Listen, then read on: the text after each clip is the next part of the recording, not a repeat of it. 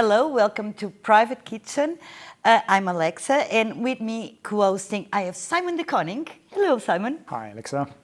And tonight, as special guest, we have Stephen Emmer. Stephen is a musician, composer, and producer that has been giving us music for decades.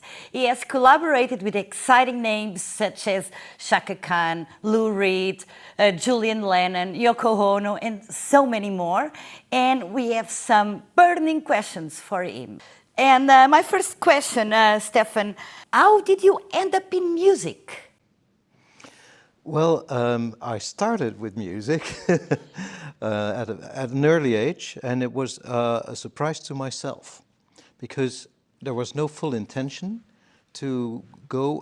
I'm not from a very musical family at all. However, my mother was a ballet teacher, and in her ballet classes, when there were interruptions, I sort of improvised on the piano there, and my mother came back to restarted the classes, and she said, "You know what you're playing there?" I was just doing little improvisations at the age of 11, 12, and she said, "No, you're playing Beethoven," and I didn't have a clue. I was just doing that from memory. And did somebody taught you how to play? Did you learn it yourself? Yeah. Unfortunately, I regret that now, that I didn't do any educational training, because you are more capable to reject the system of theory when you fully comprehend it. And I'm a punk. I'm a new wave guy. So I rejected what I didn't even know. And this is a little secret in the beginning of the show already. Yeah. You have worked in so many fields in music department. How did it go? It was a smooth progression. Did something happen that put you in a different place? How did it go for you? Well, I had different dreams. Music came naturally to me, as I just mentioned. However, I got distracted by trying to become, like yourself, a journalist. And I did that for a while, but the subject I favored most was music, again. But at a certain stage, when I co-founded my own music magazine over here in Holland, called Vinyl, late 70s, early 80s, what I found was that I was so involved as a journalist to listen to other musicians telling their stories that there wasn't time enough left for me to do my own music.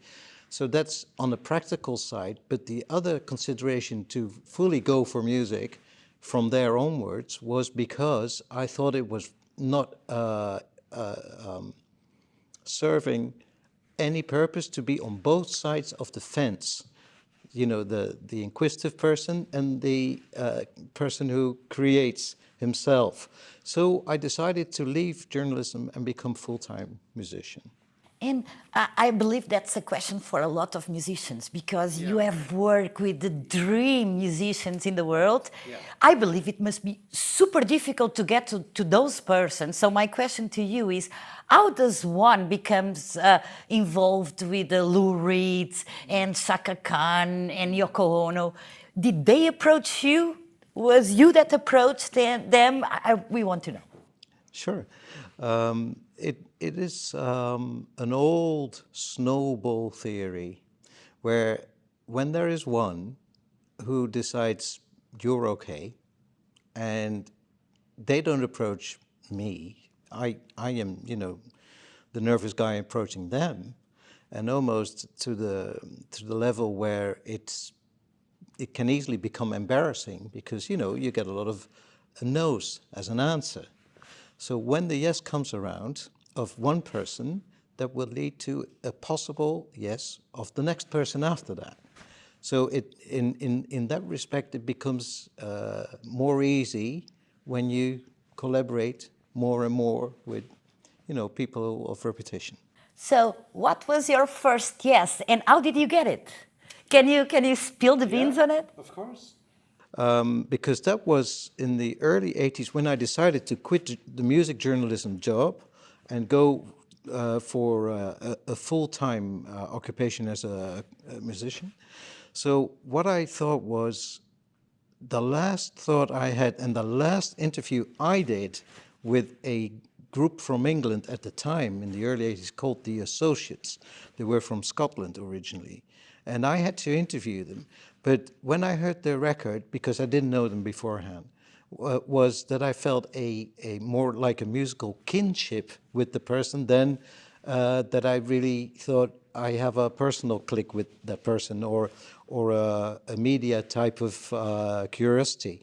So when I spoke to them in an interview situation like this one, I decided to be a fanboy, being the person saying after the interview, listen, I'm a musician myself. Can I give you a tape of my music? You know, the fanboy. And I did that, and I heard nothing about it anymore for a couple of months. This is pre-internet days, so I couldn't check out, you know, in 24 hours' time where they were, or they might have well been continued touring in the rest of Europe, I don't know. But I got a little impatient after a while, and I decided to write them, as at the time happened, a letter via airmail, it was called. For older people, they might still remember airmail. And the airmail was being delivered to their house because I paid the extra sum of money to make sure you get the confirmation of reception. And that's where suddenly I knew it was in their house, my little tape. Suddenly, one of the guys of that band came up to me through the phone and said, yeah, we heard what you do. Yeah, we can hear the relationship with our music. Come over to London. And I was in Amsterdam already at the time, early 80s, and I decided to go on the boat trip. And I told a few of my Dutch friends, and I think this is not of only anecdotal value, but also potentially of educational value for students, that at the time when I said to my peers around here in Amsterdam, I'm going there because I feel that I can work with these foreign people. And there is a Dutch saying, which was put forward to me at that time by more than one person, saying, but that's like, and now I'll do the Dutch phrase, water naar de zee dragen. And that means it's pointless because there's so many good musicians around there, roughly metaphorically speaking in translation. So what happened was that I was put off by that notion, but I at the same time, you know, my gut feeling said, no, I think I'm right in assuming we're on the par with each other, the foreign musicians and myself. And now I'm very curious, what kind of music did you send them? Yeah, it was played by the legendary BBC DJ called John Peel at the time. And, you know, he was into giving new people a break. And he played one of my rough sketches on that tape. And he said, and the next track is some instrumental noodling by a Dutch guy. Here it is. And that was my debut on BBC Radio. So it was instrumental music. And at the time, what I called it was, and later on, my very first album was had a subheading. The first album was called Vogue Estate, but the subheading was music for an imaginary film, cinematic music. And that was already there in that tape, instrumental music, because I hate my own voice as a singer. And then, you know, let's do something instrumental. And when you decided to become a full-time musician and leave your journalist career for what it was, did you then also decide to start making music for media, like movies or? No, that came slightly after the moment we were at now, because what happened was, to fast forward a little, well, the band, they wanted to meet me in their house over there where I sent the tape to in London. and it wasn't very lengthy, the chat we had. I guess 7 minutes of, yeah, we really like it. Yeah, I like your music too. And why do you like mine? Because it has references to, and then you exchange, like artists do.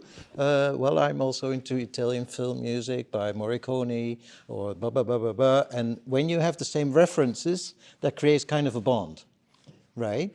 So that is what happened there.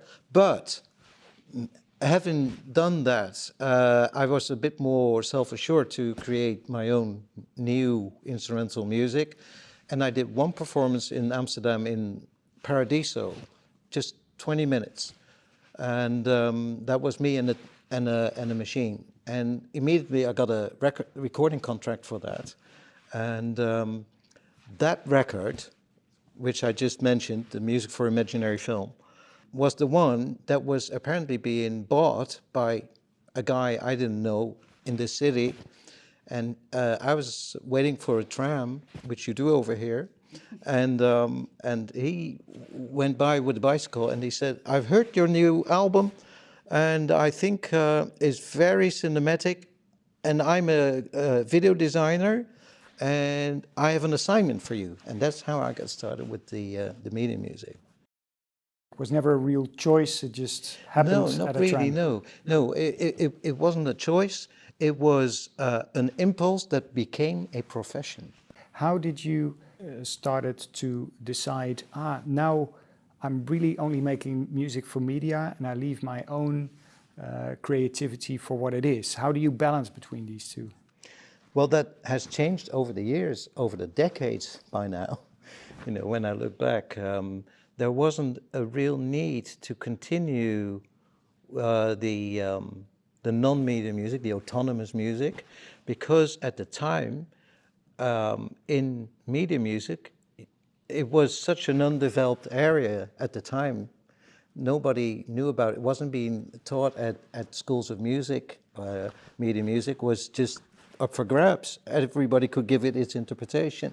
So what I did was I interpreted it as pop music, as autonomous music, and there was so much freedom at the time because there were less consultants being involved in the decision making on what could become music on air.